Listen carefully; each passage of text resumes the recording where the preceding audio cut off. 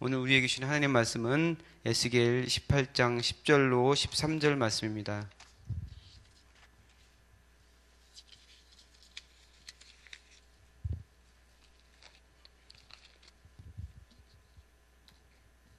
에스겔 18장 10절로 13절 말씀 구약성경 1175페이지에 있습니다. 다 같이 한 목소리로 봉독하겠습니다. 가령 그가 아들을 낳았다 하자 그 아들이 이 모든 선은 하나도 행하지 아니하고 이 죄악 중 하나를 범하여 강파하거나 살인하거나 산 위에서 재물을 먹거나 이웃의 아내를 더럽히거나 가난하고 궁핍한 자를 학대하거나 강탈하거나 빚진 자의 저당물을 돌려주지 아니하거나 우상에게 눈을 들거나 가증한 일을 행하거나 별일을 위하여 꾸어주거나 이자를 받거나 할진대 그가 살겠느냐? 결코 살지 못하리니 이 모든 가증한 일을 행하였은즉 반드시 죽으리라. 자기의 피가 자기에게로 돌아가리라. 아멘. 우리 주위에 보면은 신앙이 좋은 부모 밑에 형편없는 자녀가 있는 경우들이 종종 있습니다. 제가 이제 신방을 다니다 보면은 부모님이 정말 교회에서 열심으로 생활을 해요. 좀 교회에서 중직을 맡아서 열심히 충성스럽게 봉사하고 헌신하는 그런 부모인데 그 가정에 보면은 자녀들이 교회를 나오지 않아서 이제 기도 제목인 경우들이 종종 있더라고요. 그러니까 요즘에 좀 더 점점 갈수록 더 많아지는 것 같은 생각이 들어요. 어, 얘기를 들어보면 어릴 때는 교회를 잘 다니고 주일학교 뭐 이제 중고등부까지 잘 나왔는데 대학에 들어간 이후에 잘 나오지 않는다. 또 이제 군대 갔다 와서 제대한 이후에 잘 나오지 않고 뭐 있는 그런 경우들이 많이 있더라고요. 근데 저도 이제 자식을 키우는 입장이다 보니까 거기에 대해서 이제 간단하게 왜 뭐 그러냐 이렇게 얘기할 수 있는 입장이 아니더라고요. 그 자식 문제는 사실은 우리가 마음대로 할 수 있는 부분이 아니고 아무리 이게 잘하려고 해도 자식은 또 하나의 인격체이다 보니까 실제로 자녀는 그렇게 이제 뭐 우리가 원하는 대로 그렇게 되는 부분이 아니거든요. 점점 자녀들이 나이가 들면 들수록 그게 더 어려운 부분인 것을 저도 이제 새삼스럽게 느끼고 있습니다.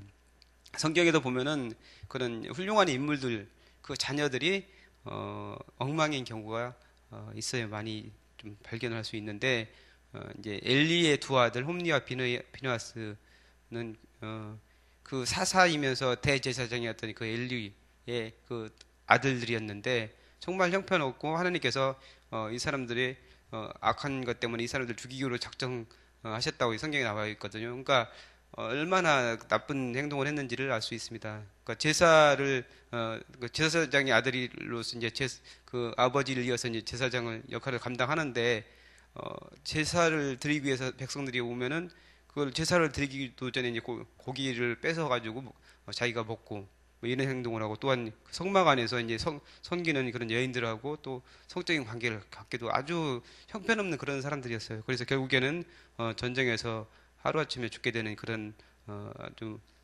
비극적인 운명을 맞이하게 되는데 대제사장의 아들이었지만 이런 그 아들들이 이런 사람들이었고 또 이제 사무엘은 그 가정 거기에 들어가서 그 엘리의 두 아들이 잘못된 것을 보면서 또 그 마지막 이스라엘의 마지막 사사로서 그리고 대제사장으로서 그리고 또한 선지자로서 그 역할을 감당하면서 많은 백성들에게 존경을 받잖아요. 그래서 가는 곳마다 하나님의 뜻을 전하면서 그 뜻을 잘 실행하는 그런 사람으로서 많은 사람들에게 존경받고 신앙적으로 평생을 통해서 정말 눈에 보이는 그런 뭐 잘못된 것이 없이 정말 하나님께 충성스럽게 사명을 감당했던 사람이 바로 사무엘입니다. 근데 그 사무엘이 늙어서 자기 자녀들에게 그 사사의 역할을 맡겼는데 그들이 사무엘처럼 하지 않았다는 것이죠. 그래서 백성들이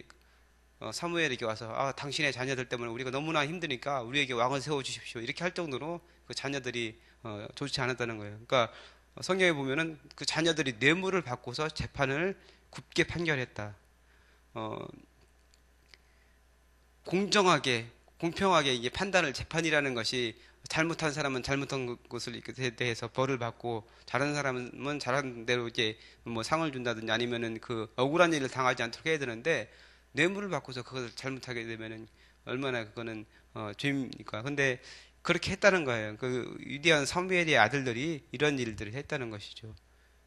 그래서 어, 아들, 그러니까 사무엘은 그렇게 훌륭한 사람이고 백성에게 존경받고 하나님께 인정받고 정말 평생을 통해서 죄를 짓지 않은 정말 그 눈에 드러나는 그런 잘못을 하지 않은 사람인데 그 아들이 이런 사람들이었다. 는 것을 보면 참 어떻게 이럴 수 있을까 생각을 할 수 있는 거죠.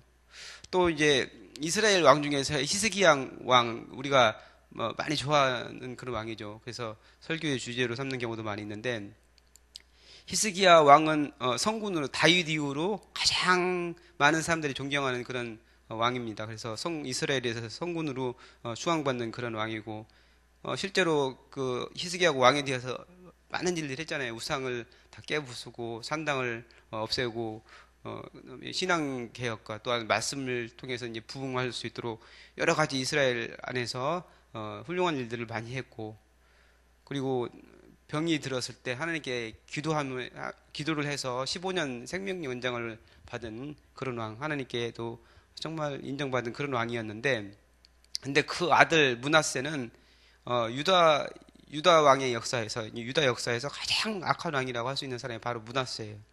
그 아버지가 그렇게 훌륭한 왕인데 아버지가 이룬 업적을 완전히 다 엎어버린 사람이 바로 그 아들 므낫세예요. 어떤 일을 했냐면은 그러니까 아버지가 하는 것과 완전히 반대되는 행동을 해서 우상을 숭배하고 이방의 우상들을 다 들여와가지고 하나님을 믿는 그 신앙하고 이제 혼합시켜 버리고 또한 선지자들을 굉장히 탄압을 했어요. 그래서 뭐 설에 의하면은 이사야 선지자를 뭐 톱으로 썰어서 죽였다. 뭐 그런 얘기도 있어요. 므낫세 왕이 시켜서 그렇게 했다. 또 자기 아들들을 불 가운데로 지나가게 하고 인신 제사를 했던 사람이 바로 므낫세 왕이다. 그러니까 이해를 할 수가 없는 거예요. 히스기야 왕 같이 그런 위대한 왕이 그 아들 이후에 이렇게 엉망인 사람, 전혀 반대의 사람이 나타날 수가 있을까? 생각할 수가 보통 상식으로 생각할 수 없는 그런 일인데 이런 일이 일어난다는 것이죠. 근데 여기에 대해서 이제 생각을 나름대로 해봤는데 어쨌거나 원인 없는 결과는 없잖아요. 여러 가지 이제 원인들이 있겠죠. 그래서 한번 생각을 해봤어요. 뭐 제사장과 성경의 구약 성경에 나오고 제사장과 선지자를 뭐 지금의 목회자로 본다면은 지금 목회자의 자녀들 가운데서 이제 잘못되는 경우들이 종종 있잖아요. 근데 이제 그렇게 된 경우는 그 목회자가 너무 열심히 이제 사역을 하다 보면은 그 성도들을 섬기고 뭐 신방하면서 이렇게 여러 가지 주의 사역을 열심히 하다 보면은 가정을 제대로 돌보지 못하고 오히려 이제 자기 가정에 있는 자녀들에게 충분한 사랑을 베풀지 못하고 그런 그 상황 가운데서 그 자녀들이 상처를 받아서 잘못되는 경우들이 있을 수 있다는 거죠. 뭐 우리 교회는 좀 그렇지 않을 수도 있는데 이제 작은 교회 같은 경우는 이제 목사님의 자녀들 같은 경우는 주일학교에서 이렇게 생활을 하다 보면은 뭐 잘해가지고 상을 주거나 이렇게 하잖아요. 근데 뭐 무슨 일 있으면은 넌 목사님 아들이니까 너는 뭐 빼고 이런 식으로 제외되는 그런 경우들이 좀 있을 수 있거든요. 근데 그런 게 그 아들이냐 그 자녀에게는 상처가 된다는 거예요. 그때 그 당시에는 뭐 어른들은 아무렇지도 않게 얘기를 할 수 있겠지만 그게 상처가 돼서 나중에는 잘못될 수 있는 그런 원인이 될 수 있다는 것이죠. 그러니까 너무 그 목회자가 사역에 힘을 쏟고 그렇게 하다 보니까 가정에 가서는 제대로 된 가정 사역을 하지 못해서 그것이 자녀에게 좋지 않은 영향을 미칠 수 있다는 것이죠. 또 이제 하나 또 이제 반대로 성도들 앞에서는 정말 존경을 받을 수 있는 존경받는 그런 목사님이고 많은 사람들이 인정하는 목사님인데 가정에서는 전혀 그렇지 못한 생활을 할 수도 있는 거죠. 뭐 이게는 아주 좋지 않은 경우인데 그런 것을 보고서 자녀가 자라면은 그것이 이제 자녀에게 나쁜 영향으로 갈 수 있다는 것이죠. 그래서 이제 목회자의 자녀들 같은 경우 이런 일 때문에 자녀들이 잘못될 수 있다 생각을 해봤습니다. 그리고 책망을 제대로 하지 않은 경우, 그러니까 훌륭한 신앙을 가지고 있는 그런 사람이 자녀들에게는 그렇게 하지 못하는 경우가 있을 수 있다는 것이죠. 엘리 제사장 같은 경우도 그런 경우죠. 그 엘리 제사장의 아들들은 하나님을 알지 못하더라. 성경에 보면 그렇게 나와 있거든요. 그러니까 그 엘리 제사장이 제사장 일을 하면서 그 자녀들을 신앙으로 바로 이렇게 키우지 못한 것이죠. 책망해가지고 어릴 때부터 말씀 안에서 잘 키웠어야 되는데 그렇게 하지 못했다는 것이죠.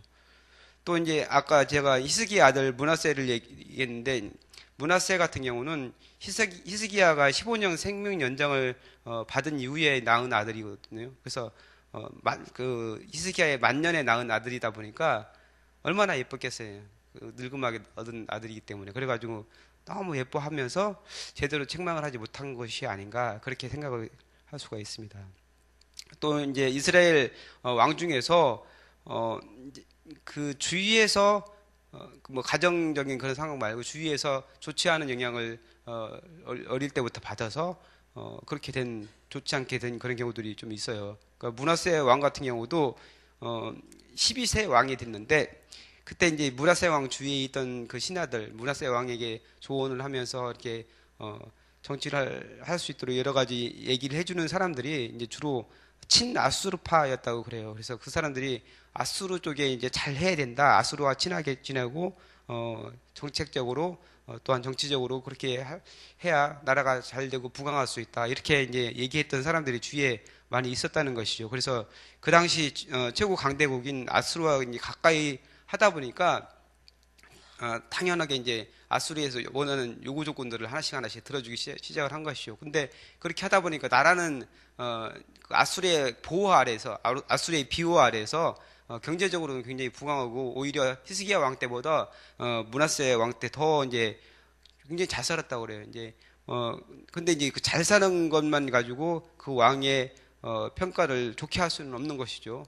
그래서 그 므낫세 왕 같은 경우는 아까 얘기했던 것처럼 우상 숭배를 나라 전체적으로 굉장히 많이 했고 심지어 자기 아들을 이제 불 가운데 지나가게 할 정도로 그런 그 왕이었다는 것이요. 근데 그 주위에 이렇게 그 나쁜 얘기를 하니까 좋지 않은 정책을 펼 수 있도록 하는 그런 사람들이 주위에 있었다는 것이죠. 그래서 그러니까 주위에서 좋지 않은 영향을 끼친 그런 경우들이 있을 수 있다는 것이죠. 7살의 왕이 되었던 그 요아스 왕 같은 경우는 그 제사장 여호야다가 이제 왕으로 추대를 하고서 그 제사장 여호야다가 살아있는 동안에 계속해서 신앙적으로 뒤에서 얘기를 하고 지도를 하고 하면서 여호야다가 살아있는 동안에는 정말 바르게 나라를 다스리고 하나님 뜻대로 행동을 했는데 나중에 여호야다가 죽은 이후에 또 잘못된 그런 경우를 볼 수 있잖아요. 그 주위에서 좋지 않은 영향을 줘서 이렇게 잘못되는 경우들이 있을 수 있고, 또 이제 결정적인 영향으로 볼 수 있는 거, 이제 어머니의 영향을 볼 수가 있습니다. 그래서 사무엘 선지자가 그렇게 위대한 선지자가 됐던 것은 바로 어머니 한나의 기도가 그 뒤에 있었기 때문이죠. 그래서 눈물로 기도하면서 낳은 아들이 바로 사무엘이고 사무엘 평생을 하나님께 드린 그런 사람이 바로 이제 한나인데 한나의 기도를 통해서 사무엘이라는 선지자가 세워질 수 있었던 것이죠. 근데 이제 역사적으로 이스라엘 역사적으로 이제 그 잘못된 그런 자녀들을 보면은 그 그런 어머니가 있다는 그런 기록이 없거든요. 그래서 어머니의 영향, 어머니의 좋지 않은 영향이 있을 수 있다는 것이죠. 성 어거스틴의 어머니 모니카가 이제 눈물의 기도로 방황하던 그 어거스틴이 다시 돌아와서 하나님 사람으로 온전히 세워졌다는 것을 우리가 또 얘기를 많이 들었고, 또 요한웨슬리의 어머니 수산나 같은 경우도 자녀들을 위해서 그렇게 열심으로 기도해서 훌륭한 자녀들이 이렇게 생겨난 것을 볼 수 있습니다. 그래서 자녀들 중에서 지금 뭐 잠시 신앙적으로 떠나 있지만 그 자녀를 위해서 정말 눈물 뿌리면서 기도하면은 결국에는 그 기도가 다 응답이 된다는 사실을 기억해야 됩니다. 그래서 잠시 잠깐 이렇게 세상적으로 이렇게 좀 빠져 있을 수 있지만 눈물을 흘리면서 정말 그 한나처럼 그 기도할 때 그 기도는 하나님께서 들으시고 결국에는 하나님께서 그 자녀를 기억하신다는 그런 사실을 우리는 알아야 됩니다. 자, 오늘 본문 말씀을 보면은 어제는 그 어떤 사람이 의로운 사람이 있는데 그 사람은 의롭기 때문에 그 사람은 살 것이다. 뭐 어떤 다른 상황에서 다른 사람들은 죄로 인해서 죽을지라도 의로운 사람, 여러 가지 예를 들어서 이런 일을 행하는 뭐 우상에게 숭배하지 아니 우상에게 눈을 들지 아니하고 그다음에 뭐 이웃의 아내를 더럽히지 아니하고 여러 가지 그런 이유를 예를 들면서 이런 의로운 사람은 그 의 때문에 살 것이다 이렇게 얘기했는데 오늘은 그 사람의 아들을 낳았는데 제가 설명했던 것처럼 그 아들이 엉망인 아들이 나온 거예요. 정말 악한 그런 아들이 나온 거죠. 근데 아버지가 행했던 그 선은 하나도 행하지 않고 악을 행하는 그런 경우를 얘기하고 있습니다. 그래서 오늘 말씀해 보면은 그 아들이 이 모든 선을 하나도 행하지 아니하고 이 죄악 중 하나를 범하여 강포하거나 살인하거나 이렇게 얘기하고 있거든요. 강포하고 살인하는 그런 아들이 나온 거예요. 그 훌륭한 신앙을 가진 그 아버지 밑에서. 근데 여기서 강포하다는 그런 말을 찾아보니까 사나운 짐승과 같이 포악한 그런 사람, 짐승이 막 물어뜯고 맹수 같은 경우 죽이고 하잖아요. 그러니까 그런 성품을 가지고 그런 일을 하는 사람들 얘기하는 거예요. 강포하거나 살인하고 사람을 죽이는 것을 쉽게 생각하는 사람. 특히 이제 약하고 가난해서 자기를 보호할 수 없는 그런 사람들에게 악한 행동을 하는 이런 사람들을 얘기하는 거예요. 그래서 우리도 보면은 사회적인 그런 안전망으로부터 보호받지 못하는 사람들에게 나쁜 짓을 하는 사람들, 악랄한 짓을 하는 사람들이 가끔 뉴스에 보도가 되잖아요. 근데 거기에 대해서 우리는 공분을 하고 막 그 많은 사람들이 거기에 대해서 나쁘게 생각을 하고 어떻게 저럴 수 있느냐 이렇게 얘기 막 하고 그러잖아요. 근데 거기에 우리가 그렇게 생각하는 것은 약자에 대해서 약한 사람들, 사회적으로 보호받아야 될 사람들에 대해서 오히려 그 사람들을 이용해서 자기의 쾌락을 채운다든지 그 사람들의 생명을 함부로 했을 때 우리가 거기에 대해서 분노하는 것이잖아요. 지금 요즘에 어금니 아빠 이영학이라든지 이런 사람들 보면은 자기 딸을 친구를 유인해 가지고 성적으로 나쁜 짓을 하고 그러고서 또 죽이고 이렇게 하는 건 아무것도 할 수 없는 그런 그 여자아이를 데려다가 그렇게 했기 때문에 우리가 거기에 대해서 분노를 하는 것이잖아요. 그러니까 그런 사람이라는 것을 오늘 나온 사람이 강포하고 살인하는 이런 사람이 바로 그런 사람이라는 것이거든요. 그러니까 훌륭한 아버지 밑에서 그런 아들이 태어난 것이죠. 그리고 어제 이제 설명한 것에 추가된 걸 보면은 가증하다라는 말이 나와요. 가증. 12절 말미에 가증한 일을 행하거나 뭐 이렇게 나오거든요. 그 가증한 사람, 가증한다는 말이 이제 히브리어로 이제 토에바라고 하는데 행위나 모습이나 또 냄새, 맛 같은 것이 너무 추잡하고 더러워서 구역질 날 것 같은 그런 상태가 바로 이제 이 가증하다는 말로 표현을 했습니다. 그래서 이런 사람은 거룩하신 하나님께 결코 갈 수 없는 사람이죠. 용납할 수 없는 그런 심각한 죄악이 바로 이제 가증하다는 것이죠. 그러니까 의인인 아버지 밑에서 이런 정말 형편없는 정말 하나님께서 도저히 용납할 수 없는 그런 아들이 나올 수도 있다는 사실이 충격적인데, 그러니까 이런 자녀는 아버지가 아무리 의를 행했다 하더라도 그 아버지의 의가 아버지의 선이 그 아들에게는 전혀 상관이 없다는 거예요. 아버지가 아무리 좋은 일을 많이 했다고 하더라도 그것 때문에 아들이 구원을 받는다든지 이런 일은 없다는 것이죠. 그래서 그 아들은 자기가 범한 잘못 때문에 자기가 저지른 죄 때문에 결국에는 죽게 될 것이다.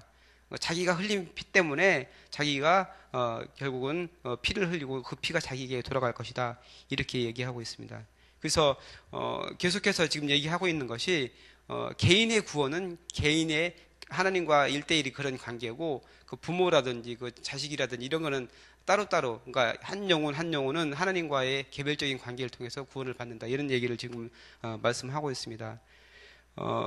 그래서 이제 개인의 구원은 철저히 하나님과의 개인적인 문제이고, 근데 오늘 얘기에서 중요한 것은 의인의 아들 중에서도 이런 아들이 나올 수 있다는 것.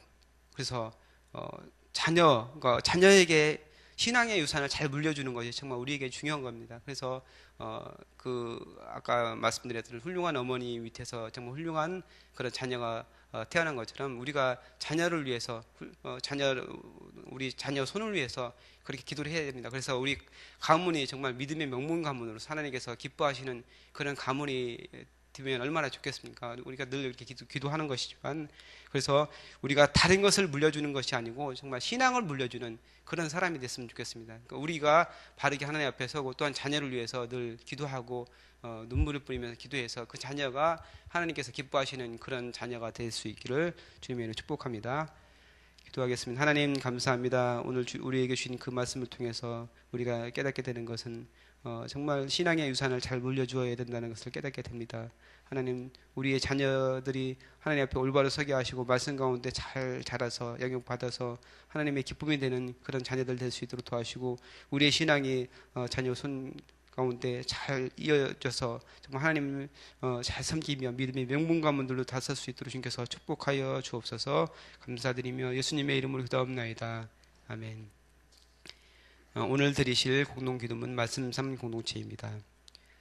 말씀과 삶이 어우러져야 참된 부흥이 일어나는 것을 믿습니다. 우리 허물과 연약함을 겸허하게 고백하며 말씀을 사모합니다. 진리의 말씀 성경에 약속된 하나님의 부흥을 기다립니다.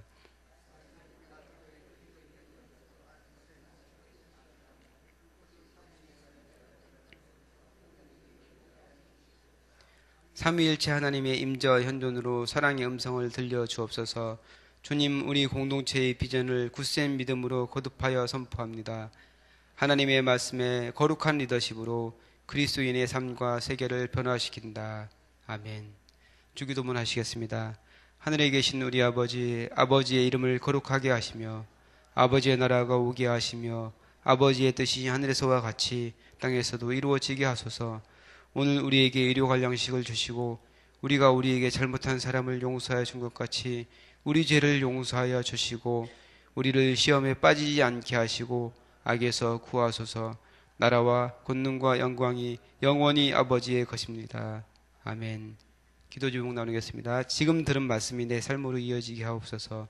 2018년도 우리 교회에 주신 하나님의 영이시니 예배하는 자가 영과 진리로 예배할지라는 요한복음 4장 24절의 말씀을 붙잡고 예배가 회복되게 하시고 또한 예배자의 삶을 살게 하여 주옵소서. 담임 목사님의 영역을 강건하게 하사 하나님의 사역을 잘 감당하게 하여 주옵소서. 교육부서 교우 사역을 축복하시고 다음 세대의 믿음이 든든히 세워지게 하여 주옵소서. 한국교회가 영적 경신을 통해 거룩함과 복음의 본질을 회복하게 하여 주옵소서. 몽골 아가 울렌 솔롱고에게 하나님의 치유의 은총이 임하게 하여 주옵소서. 기도하시고 또한 여러분 가지고 나오신 기도의 손 주님께 아뢰신 후에 자유롭게 돌아가시기 바랍니다. 기도하겠습니다. 하나님 감사합니다. 우리에게